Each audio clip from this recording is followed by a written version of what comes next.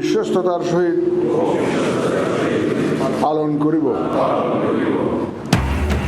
শপথ নিলেন বিএনপির সংসদ সদস্যরা। নেননি সংবিধান সংস্কার পরিষদের সদস্য হিসেবে সংসদ নেতা ও প্রধানমন্ত্রী নির্বাচিত তারেক রহমান। সরকার গঠনের জন্য রাষ্ট্রপতিকে চিঠি। লিডার অব দি হাউস আমরা নির্বাচন করেছি আমাদের নেতা জনাব তারেক রহমানকে। এই জাতির প্রত্যাশা সবকিছু আমাদেরকে পূরণ করতে হবে। আমাদের সংসদ নেতা জনাব তারেক রহমানের নেতৃত্বে এই সংসদ নিঃসন্দেহে সকল কর্মকাণ্ডের কেন্দ্রবিন্দু পরিণত হবে। নাটকীয়তার পর শপথ নিল জামাত ও এনসিপি। এমপির পাশাপাশি সংবিধান সংস্কার পরিষদের সদস্য হিসেবেও শপথ গ্রহণ। সংবিধান সংস্কার পরিষদ সদস্য হিসাবে শপথ করিতেছি যে বিশ্বস্ততার সহিত পালন করিব।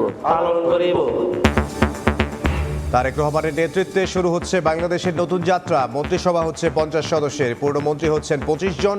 ফোন পেয়েছেন জোটের একাধিক নেতা। রমজান ঘিরে টিসিবির কার্যক্রম শুরু। ফ্যামিলি কার্ডের পাশাপাশি দৈনিক 450 ট্রাকে মিলবে পণ্য। 1 বছরে ভর্তুকি কমেছে 1000 কোটি টাকা, দাবি উপদেষ্টার। এবং 60 দিনের মধ্যে হামাস অস্ত্র সমর্পণ না করলে গাজায় নতুন করে যুদ্ধের হুঁশিয়ারি ইসরায়েলের। আহতদের চিকিৎসায় বাইরে যেতে দিচ্ছে না নেতানিয়াহু বাহিনী, অভিযোগ সংগঠনটির।